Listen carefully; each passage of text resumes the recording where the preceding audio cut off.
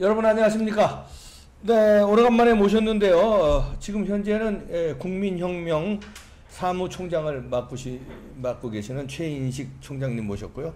그전에는 자유통일당 사무총장님이셨죠. 어서 오십시오. 네, 안녕하세요. 요즘에는 또 여러 가지 활동들 많이 하시는데, 예. 엊그저께 국민대회 세종홀에서 며칠 전에 국민대 토론회를 국민대 네, 토론회 개최했었죠. 네.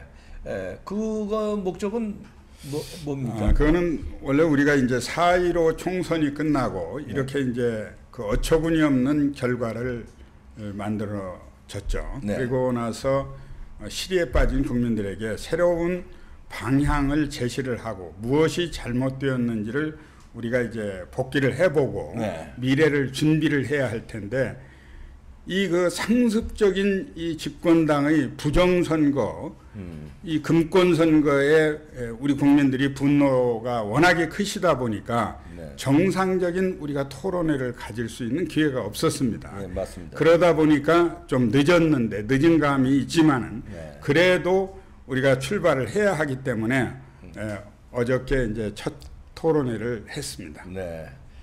그때 이제 어제 보니까 이제 주제가 그거더만요. 저도 어제 이제 토론자로 참석했는데 발제자들의 그 주제는 신당 창당을 이제 해야 되느냐 아니면 지금 기존의 통합당에서 우리가 뭐 희망을 볼 수 있느냐. 그 통합당을 그렇죠. 말하자면 황골 탈퇴시켜서 바꿔서 할 수 있느냐 그 주제였는데 조금 양쪽의 의견이 나뉘더구만요. 4.15 총선 이후에 이제 우리가 이렇게 돼 있죠.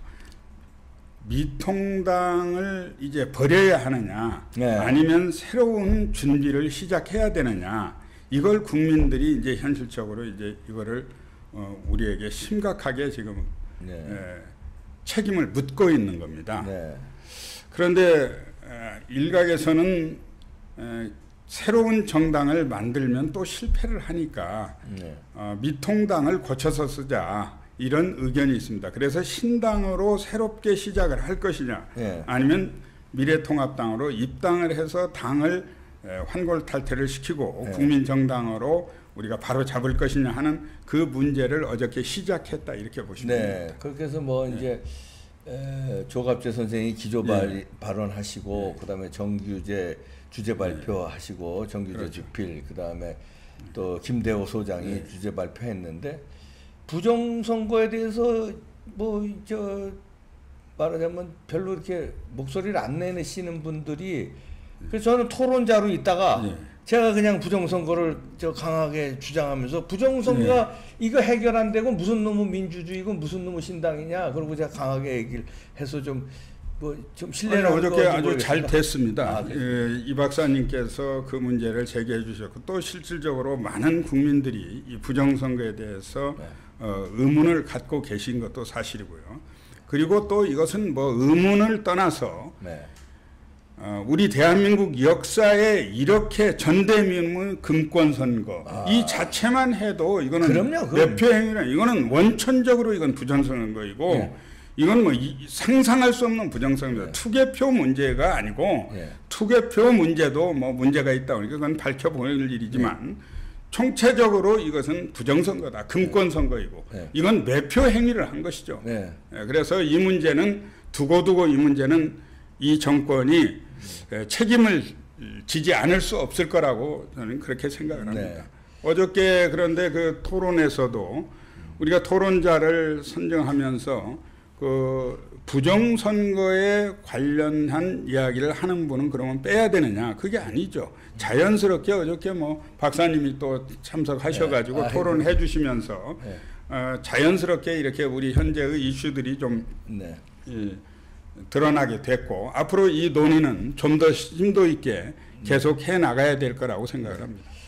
이번 4.15 부정선거는 저는 명백하다고 확신을 가지고 있는데 요건 차치하더라도 저는 제가 이 말씀을 먼저 드리겠습니다.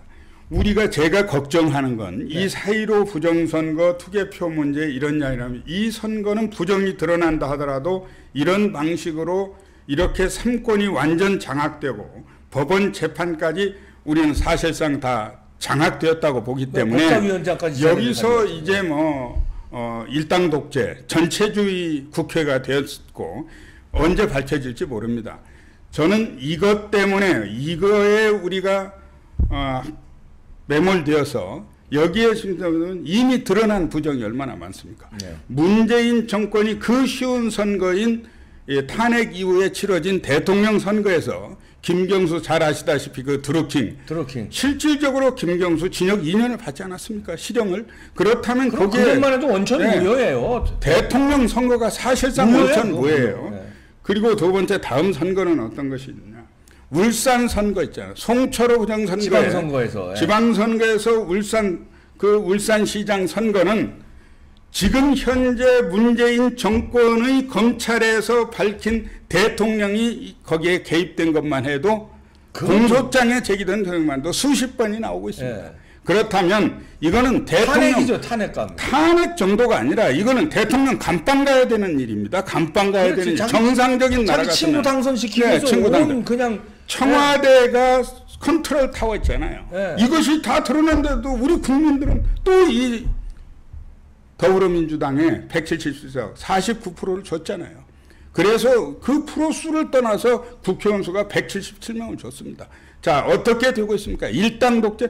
북한 김정은이가 하는 일당 독재하고 지금 더불어민주당이 하는 건 무엇이며 국회의 기능은 다 무너졌습니다.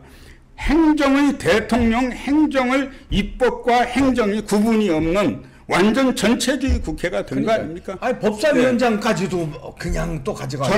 저는 오늘 미통당 쪽의 그 중진을 만나서 당신들 다른 방법 없다. 전원이 의원직 사퇴하고 당 빼라. 맞아요. 당 빼서 아예 300석을 다 줘버리고 국민하고 하자. 왜? 이 현상을 누가 만들었습니까? 국민이 만든 거 아닙니까?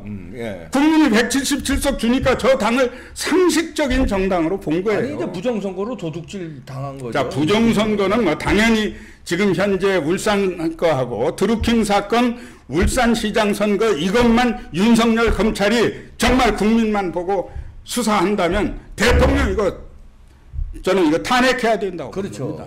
그러나 지금 탄핵은 국회가 이제 이렇게 되었고 이럼에도 불구하고 사실상 국민들이 이번 선거에서 뭐 금권 선거에 넘어갔던 어쨌든 국민이 선택한 겁니다. 그렇다면 100석 가지고 이런 여당하고 무슨 정치가 될 겁니까? 차라리 깨끗하게 미통당 내던지고 뭐 사쿠라들이 있어가지고 거기에서 뭐 그래도 국회의원 해먹겠다는 사람이 있을 수도 있습니다. 저 사람들은. 그러나 의식 있는 사람들은 여기서 던져야 됩니다. 모두 다 버리고 국민과 함께 이 싸움을 해야 된다고 생각합니다. 저는 그렇게 주장을 합니다. 아니 그런 분들이 진짜 많이 나왔으면 좋겠어요. 나는 이거 원천무효다. 그리고 법사위원장까지 가져가는 국회에서 이건 난 등원할 수 없다고. 그러면 거부하고 보이콧을 등원 보이콧을 하고 개원 보이콧을 해야 돼. 이건 의원직을 전원 사퇴해야 전원 사퇴하고 방을 실제로 빼야 됩니다. 방을 빼버려야 됩니다. 어차피 의원회관에서 방을 빼야죠. 쇼하면 안 되죠. 그리고 당사로 사무실 다 옮기고 당사로 나와버리면 되는 거예요. 왜?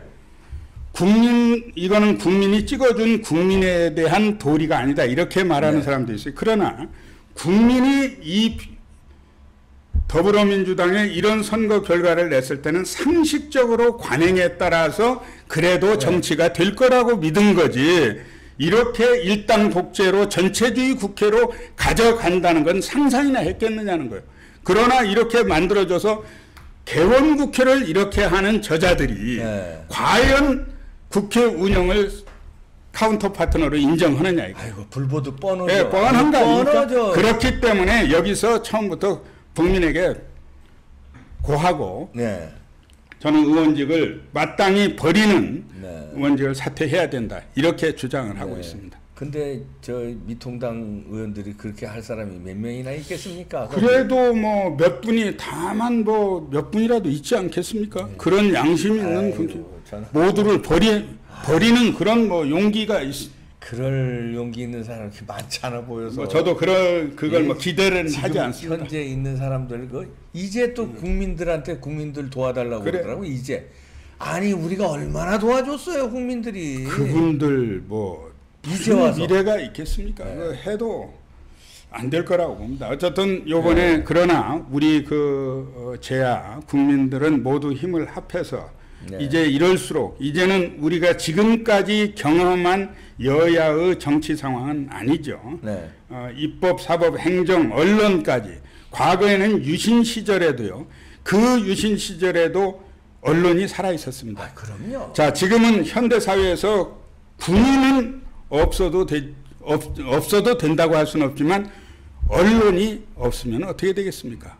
이 정치 완전히 북한의 수령 독재하고 대한민국의 문재인 좌파 독재가 다른 게 뭐가 있습니까? 아니 그리고 이 사람들 퍽하면 군사 독재 때 뭐 네. 무슨 탄압하는데 그때는요 야당이 살아 있었어요. 자 그때는요 야당이 살아 있었잖아요. 자기 목소리 내고 투쟁하고. 물론 네. 그때는 지도자가 있었습니다. 김영삼, 김대중이라는 걸출한 지도자가 있기 때문에 그때 유신 때는 어떻게 선거를 했어요? 3분의 1 유정유 국회의원을 그냥 심지뽑기로 그냥 뽑아서 대통령 임명했습니다. 네.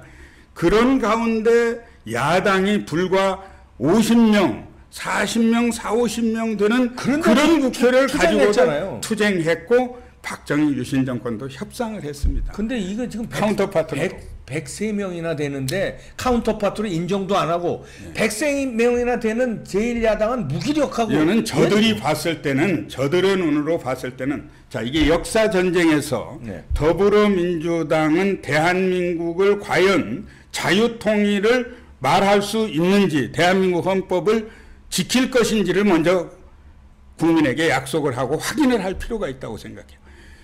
자, 대한민국 건국이 48년이고 상해 임시정부로 보는 사람들. 그 대한민국에 지금 있는 모든 공직이나 이직책은 적폐로 보는 겁니다. 그러니까. 지금도 저 103명을 아마 적폐로 보고 있지 않겠는가. 그렇다면 카운터 파트너가 아니에요.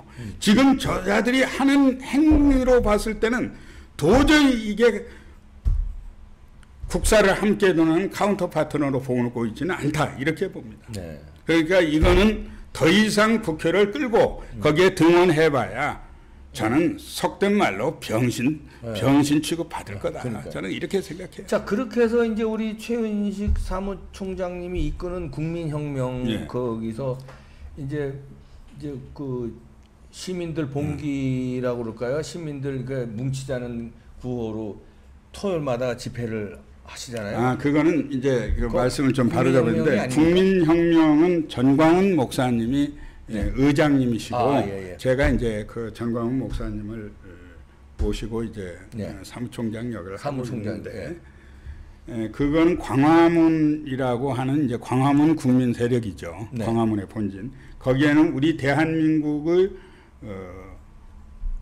우파 자유통일 세력들이 다 이제 거기에 결집되어 있죠. 원로 회의가 있고 또 이제 또 정광훈 목사님이 총 의장님으로서 이제 지도를 하고 계신데 지금 뭐 중국 폐렴을 가지고 그 핑계로 해가지고 모두 다 이제 집회가 광화문 아무것도 안 됩니다. 국민 의사를 낼 수도 없습니다. 저 미군 철수 집회는 지금도 할 수 있습니다. 미군 철수 집회는. 이게 뭐. 그리고 북한에 여행 가자는 행사 이런 건 다 할 수 있습니다. 하더라고요, 진짜. 깜짝 놀랐어요. 우리 대한민국의 헌법수호, 자유통일 헌법수호 세력들에게는 이제 이 공안 통치, 그야말로 중국 폐렴 통치가 이제 지배를 하고 있죠. 그런데 우리가 이제 이걸 언제까지 그대로 갈 수는 없죠. 이제 이걸 계속한다면 8.15 때쯤이면 이제 국민들은 이제 이 정권과 승부를 해야 되지 않겠나. 그런 아마 결단을 해야 될 겁니다. 아, 그러면은 뭔가 계획을 하시고 계시군요. 국민들과 8.15에는 총결기하는. 이제 우리는 8.15 때까지 계속해서 이 중국 폐렴, 이 중국 바이러스를 가지고 한다면 이거를 저는 다른 의도를 가지고 이 폐렴 이 국면을 정치적으로 이용한다고 보지 않을 수 없죠.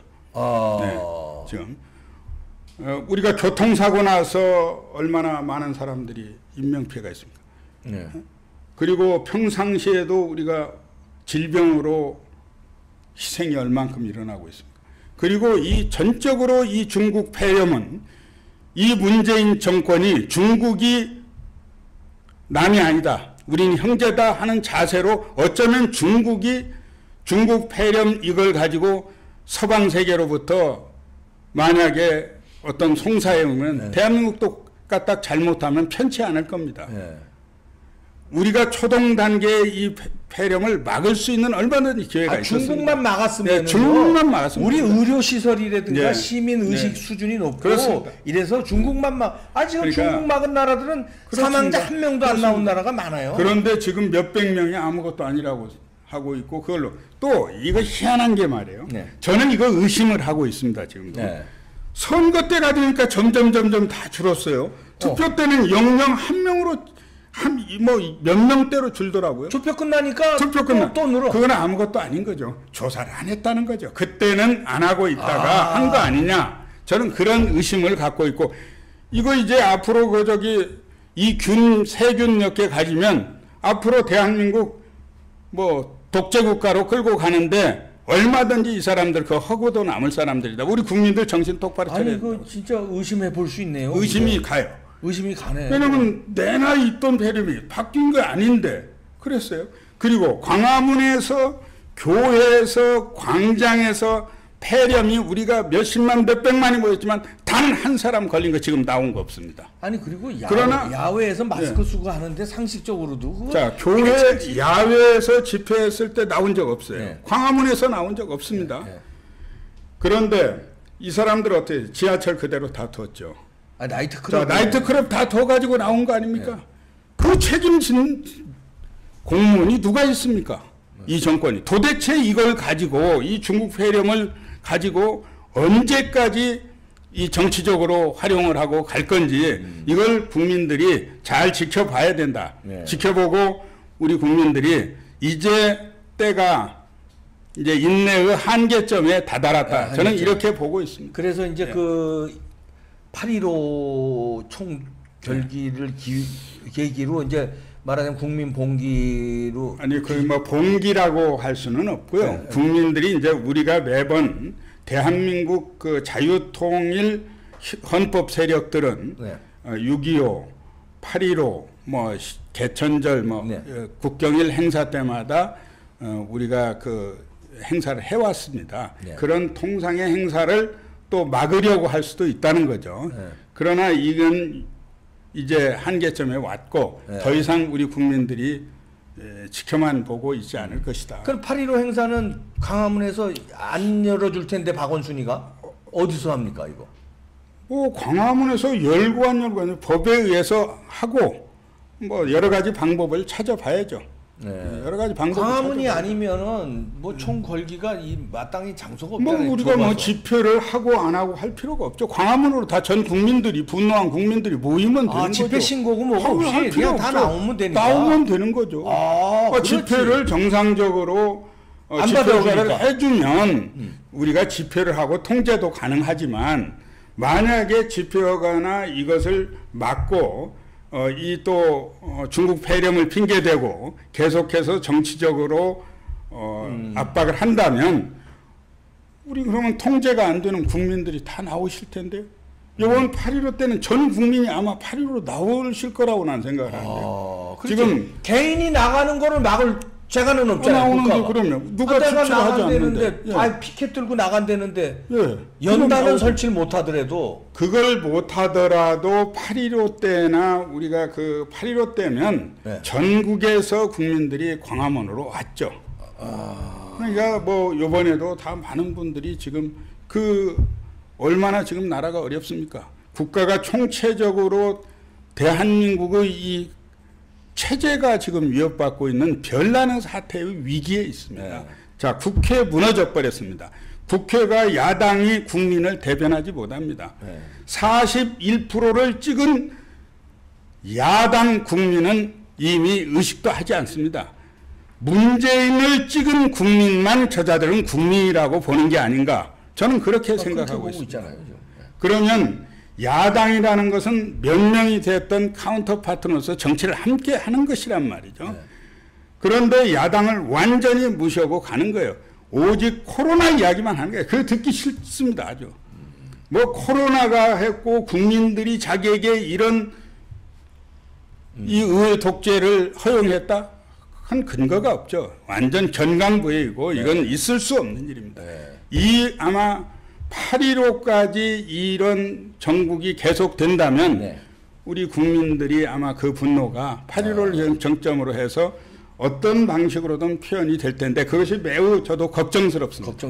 네, 그러니까 이제 총장님 말씀 이제 좀 정리를 하면 8.15 전에 제 이제 생각입니다만 8.15 전에 이 정부가 네. 그래도 국민의 그 심정을 헤아리고 정신 차리고 야당을 카운터 파트너로 여기고 그다음에 부정선거에 대해서 네. 말하자면 수사를 하고 인정을 하고 네. 이러면 국민들이 8.15 날 뒤집어 엎지 않을지만 네. 지금식으로 폭정을 하면 8.15 날 국민들을 못 막을 것이다. 국민이 아마 용서 안 할 것이다. 네, 국민이 그 분노를 감당하기 어려울 겁니다. 네. 그렇게 생각을 하고 있습니다. 네. 저도 매우 걱정을 하고 네. 있습니다. 예, 저도 네. 그렇게 생각되네요. 네, 들으신 대로 8.15 전에 지금도 늦었지만 지금서부터라도 네.